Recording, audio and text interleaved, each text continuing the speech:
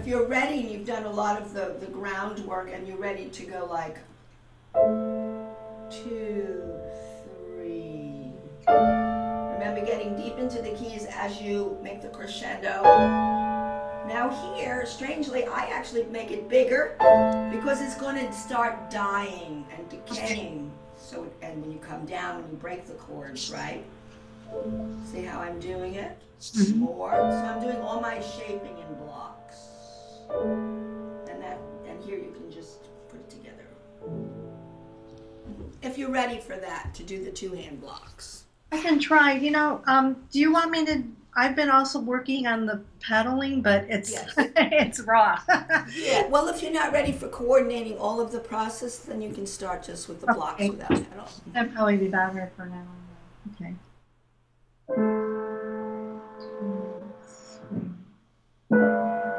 2, 3.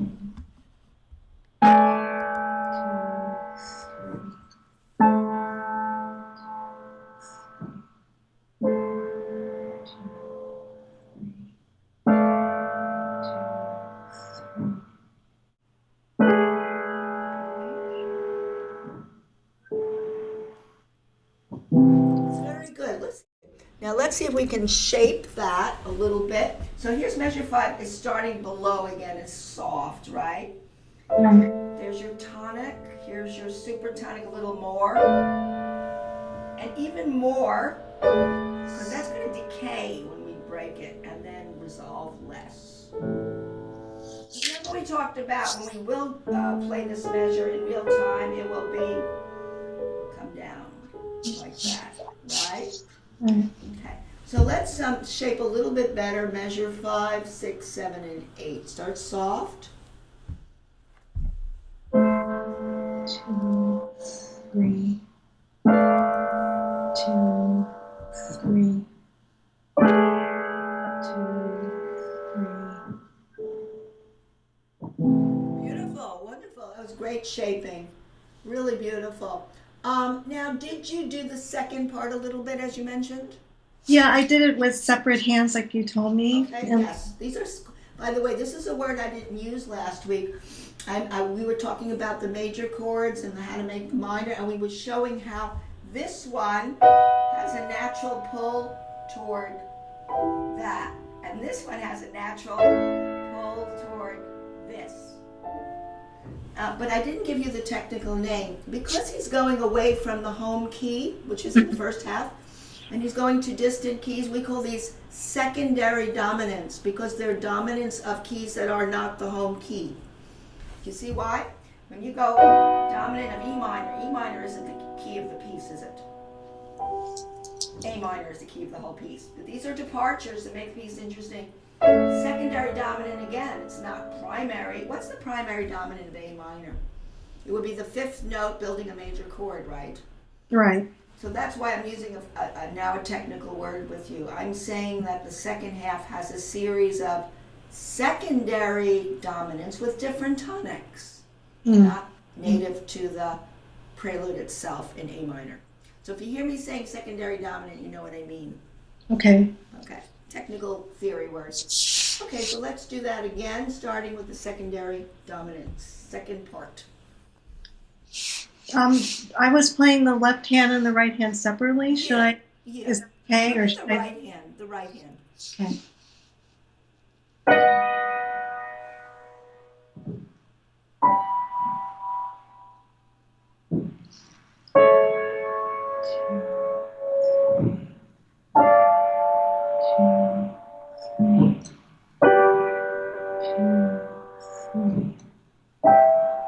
2, 3.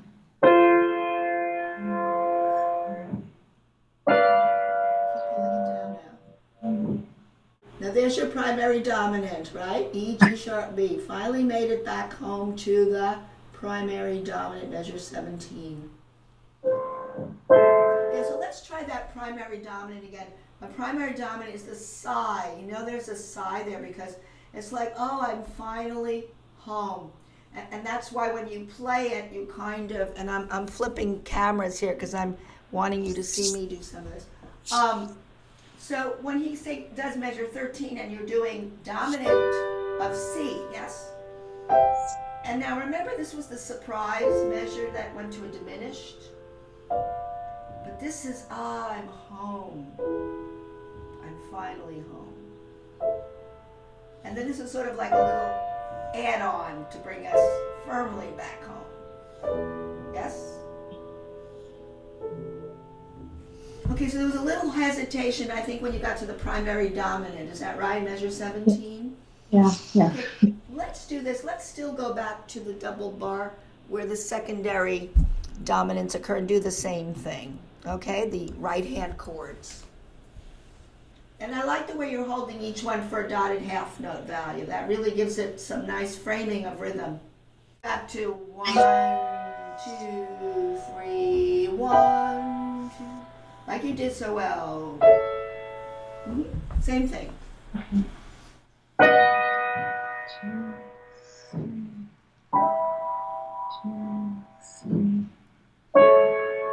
Top voice. Top voice D.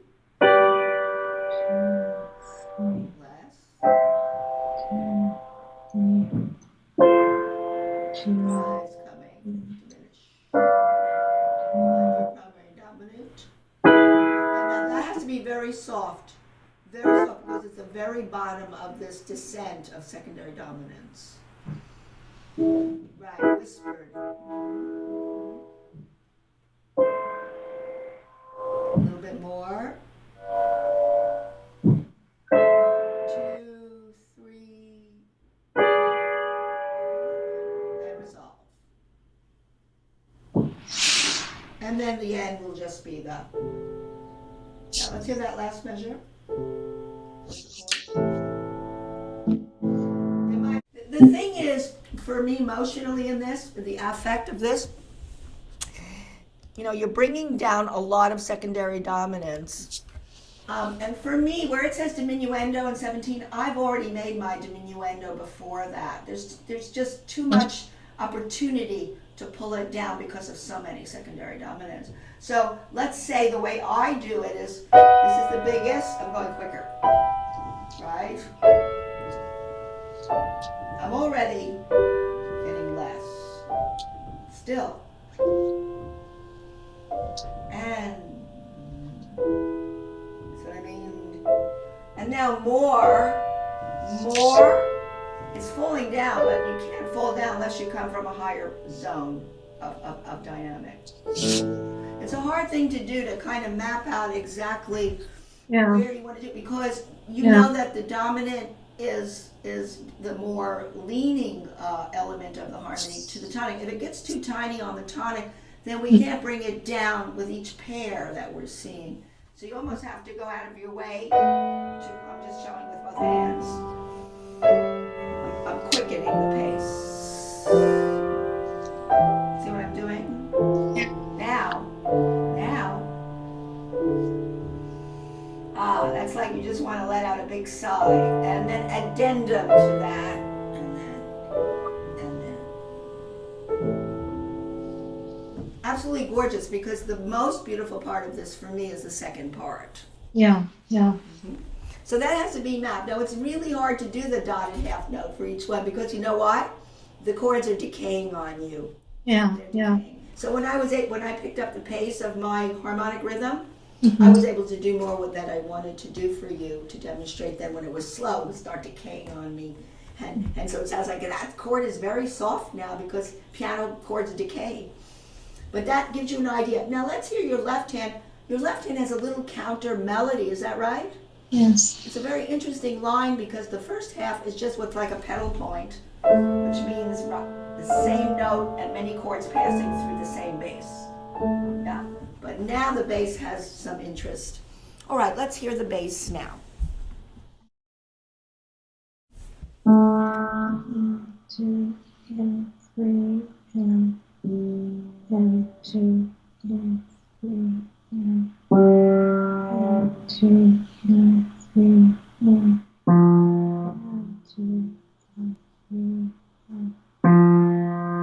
2, 3, 2, 3,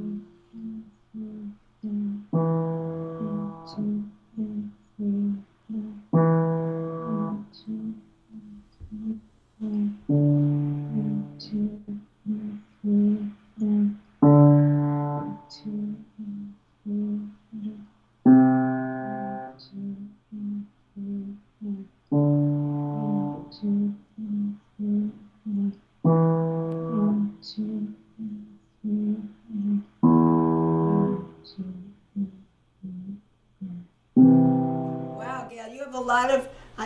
practicing patience, which is great. And you really stretched out your rhythm and you focused on how you were going to execute the tenuto notes, which means the ones with the lines, the lean less. Very nice, very nice. Now, of course, you know that so well, which is very impressive, that at this point, what I would say to you is to now move that along a little. So like this, because you just want to get the outline.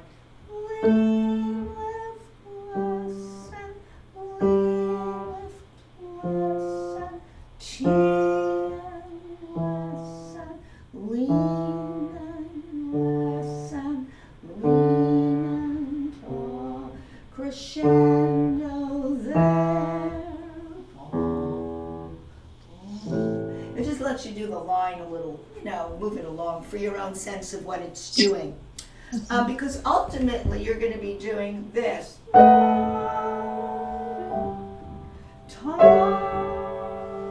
Once you know it well, you'll just want to get the outline, you know what I mean? Yeah, it's so beautiful. Now, have you tried at all, and I know it's tricky, going slowly, like this, like that?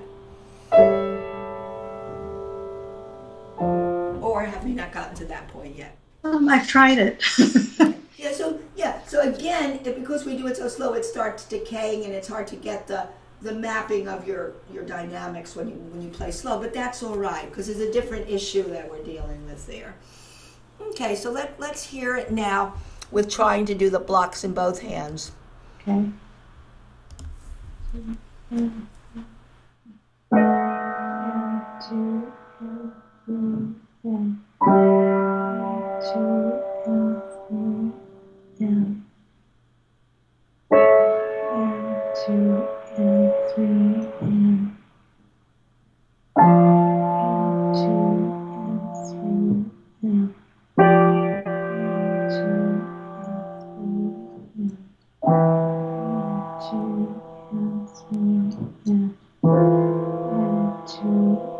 three, down. And two, and three, down.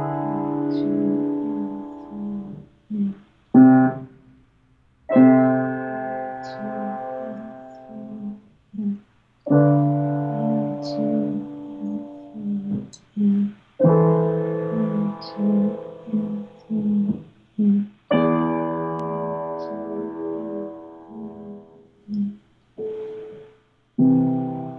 Yeah, and you can block at the end, you can just do this. Yeah, you can do the single note up here and the chord on the bottom together. That's excellent. You're doing really careful, stepwise practicing, baby step. It's really great. It's going to all kick in when you unravel that. You're laying the foundation now to unravel, the piece into broken chords. You'll have it. And remember, the other issue for the actual unraveling will be the rolling wrist motion forward. And I think the best rhythm for that is that business. Right? Isn't that good to do that? Yeah, so the rolling wrist motion is going to really be the icing on the cake.